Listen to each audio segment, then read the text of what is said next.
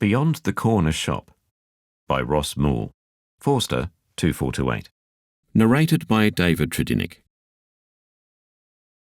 Belmore, a suburb of Sydney, stubbornly held on to hard-won community values, as did most born into that turbulent era of federation, values which had been rigorously tested by 2 world wars and a depression. There was an innate unspoken pride of survival, a been there, done that collective solidarity.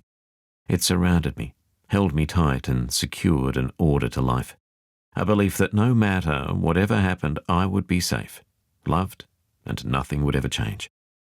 At 10 years old in 1950, our borough, so to speak, was 40-plus streets, including Hobbs Shop as the hub.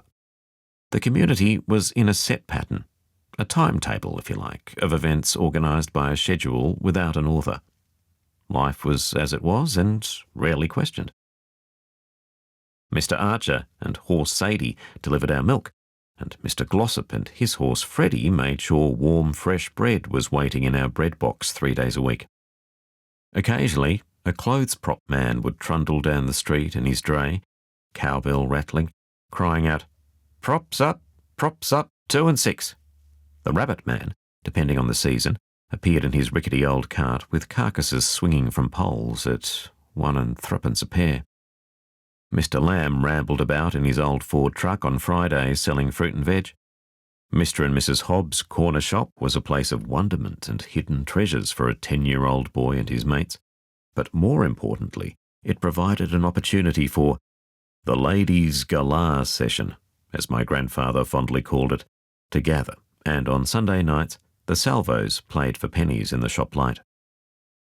Hobbs' Provisions and Sundries was where the community crossed paths.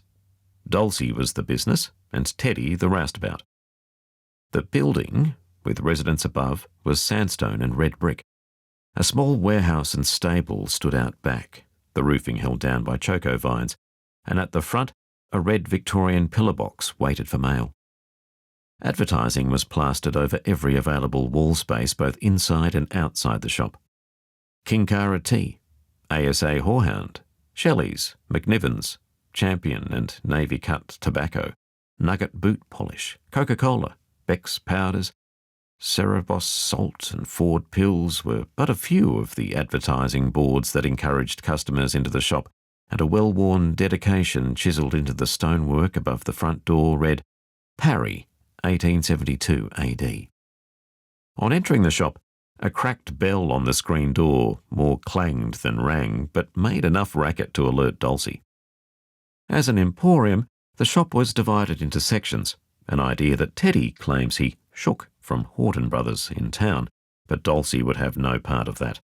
It was her idea, owing to Teddy's off-handed manner of jumbling everything up on top of each other like a bushweek raffle. He is better left out back to the storeroom and deliveries, was her sharp reply when anyone asked after him. As a shopper's loyalty reward, Dulcie coordinated gossip, offered advice on marital problems, fixed budgets, and assigned the preferential places on the notice board.